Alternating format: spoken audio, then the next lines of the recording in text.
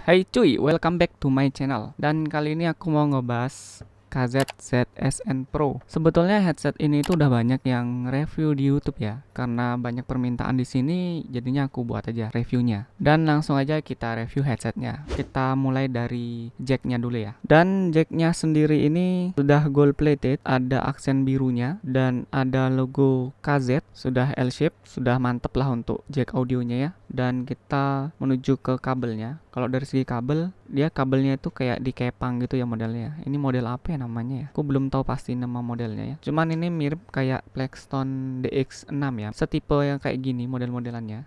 Dan di bagian splitternya dia terpisah dengan mic-nya. Ada logo KZ-nya juga di sini. Di baliknya nggak ada apa-apa, kosongan aja. Dan kabel yang menuju ke housing itu lebih kecil daripada yang di sini ya. Dan kita menuju ke mic-nya ya.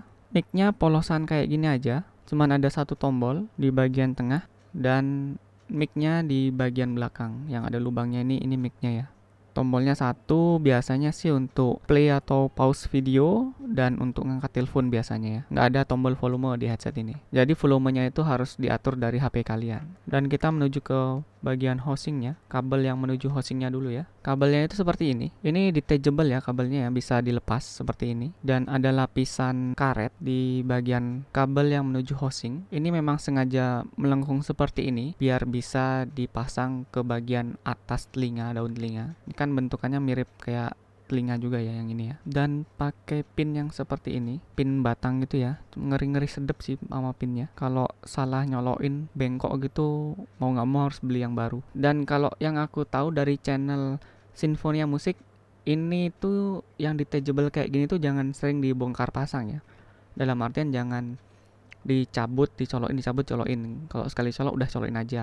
Karena itu juga mempengaruhi kualitas dari headset kalian ya atau earphone kalian. Mungkin bakalan cepat rusak kalau sering kalian cabut pasang kayak gitu ya. Pemasangannya seperti ini ya. Kemarin di video unboxingnya sempat salah pasang dan sekarang udah sesuai pemasangannya seperti ini, yang seperti kalian lihat saat ini. Di bagian housingnya itu nggak ada tulisan kanan kirinya ya, right leftnya itu nggak ada. Jadi pertama kali itu aku lumayan bingung masangnya seperti apa.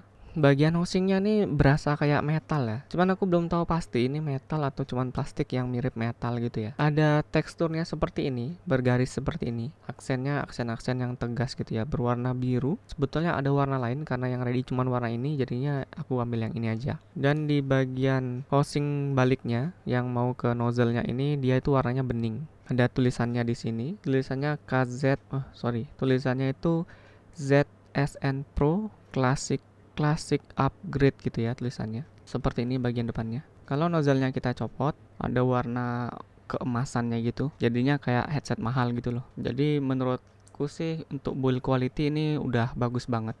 Aku nggak ada komplain sama build quality-nya. Kabelnya sendiri panjangnya juga udah lumayan. Dan kabelnya ini sekalian jadi ear hook-nya ya untuk headset ini. Dan langsung aja kita bahas headset ini untuk main game. Sebetulnya headset ini tuh dibikin bukan untuk main game sih setauku ya, karena nggak ada embel-embel headset gaming dan earphone gaming kayak gitulah. Di sini tuh nggak ada kejelasan untuk gaming gitu ya. Cuman banyak banget player PUBG Mobile itu yang ngebahas headset ini tuh enak katanya untuk main game sekelas PUBG Mobile. Dan menurutku pribadi sih headset ini itu cukup enak untuk main game PUBG Mobile. Kalau untuk ngedengerin suara step ini lumayan jelas banget suara stepnya kedengeran. Dan kalau untuk suara tembakan lumayan nendang di telinga karena tipenya itu tipe yang treble-nya kenceng ketimbang bassnya. Bassnya itu tipis banget kalau dipakai main game. Aku pakai headset ini itu volumenya itu nggak pernah full ya, pasti setengah. Kisaran 50% atau 60% udah paling mentok. Karena yang aku rasain sih memang kenceng banget suara tembakan di sini tuh nusuk ke telinga ya. Kalau dipakein volume yang lumayan besar.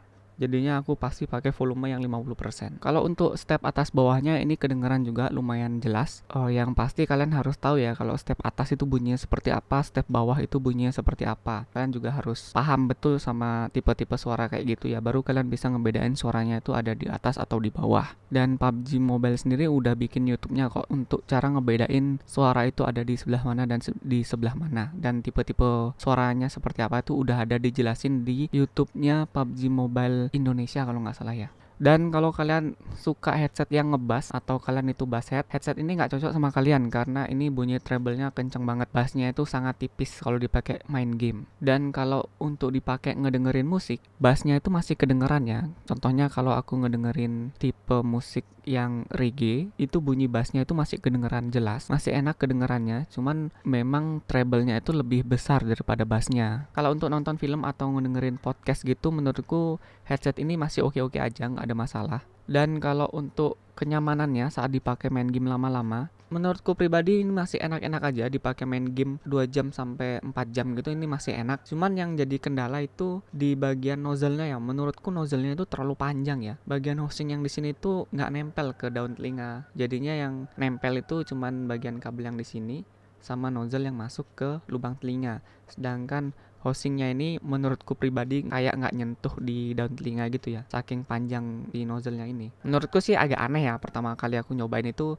ini nozzle-nya kok panjang banget ya. Agak aneh aja sih untuk pertama-tama kali nyobain. Tapi setelah dipakai beberapa lama, ya aku udah kebiasa lah pakai headset ini, jadinya ya enak-enak aja. Dan kalau dari segi harga, headset ini tuh aku dapet di harga Rp165.000 ya. Kalian bisa cari sendiri di online shop yang kalian suka. Ya pinter-pinter kalian beli aja sih sebetulnya kalau nyari harga yang murah ya. Setauku ini harga yang paling murah yang bisa aku dapat di 165.000. Kalau untuk harga 165.000 dapat headset yang kayak begini, menurutku sih worth it aja kalau kalian bukan basshead atau kalian bukan pecinta bass yang milih headset itu harus bassnya nendang. Dan kalau kita bahas dari kekurangan, menurutku tuh karena ini nggak dapet pouch ya atau soft case gitu.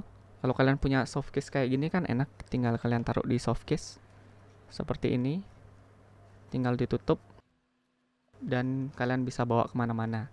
Tapi kalau kalian yang pertama kali beli headset dan kalian langsung milih KZZ SN Pro ini, bawahnya gini aja jadinya. Kalian gulung atau enggak kalian bisa pakai kawat yang kalian dapat waktu pertama kali beli, atau enggak bisa pakai pengait, perekat atau sejenisnya yang untuk ngegulung gitu, seperti yang aku punya. Ntar aku tunjukin. Yang kayak begini.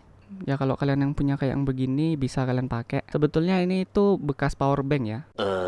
Bukan bekas power bank ya, bekas kabel power bank. Karena kabelnya rusak, jadinya pengaitnya aku pakai. Aku lepas dari kabelnya. Aku pakai untuk jadi pengait atau pengikat headset seperti ini. Dan kalau yang Realme kan udah dapet itu kayak gini.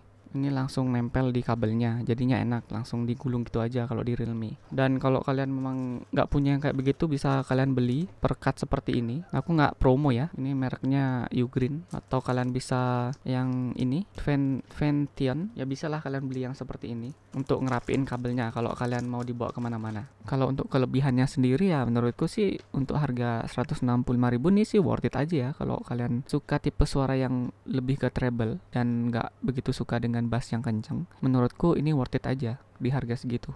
Dan sekali lagi kalau dipakai main game, menurutku ini enak kalau untuk ngedengerin step. Dan untuk suara tembakan lumayan nendang di telinga, tergantung volume yang kalian atur. Kalau aku sendiri 50% sampai 60%, nggak pernah lebih dari itu. Karena kalau lebih dari itu suaranya bakalan nusuk ke telinga, sakit banget rasanya. Oh iya, dan untuk suara mic-nya seperti ini. Cek 1. Dan ini suara mic dari KZZ SN Pro. Posisinya ada di sebelah sini nih. Ini ya, mic-nya ada di sini ya. Ada kurang lebih 1 jari telunjuk lah di bawah dagu. Dan mic-nya bunyinya seperti ini. Suaranya seperti ini. Dan itu dia suara mic-nya. Kalau menurutku sih enak aja untuk dipakai nelpon atau ngomong ke sesama temen di game, in game, itu masih enak. Gimana menurut kalian? Kalau suka langsung aja diambil headset ini, kalau enggak ya cari headset yang lain. Dan kurang lebih seperti ini aja review yang bisa aku kasih ke kalian. Dan kalau ada kritik dan saran juga silahkan tulis di kolom komentar. Makasih yang udah nonton video ini sampai habis, dan sampai jumpa di video-video berikutnya. Thank you.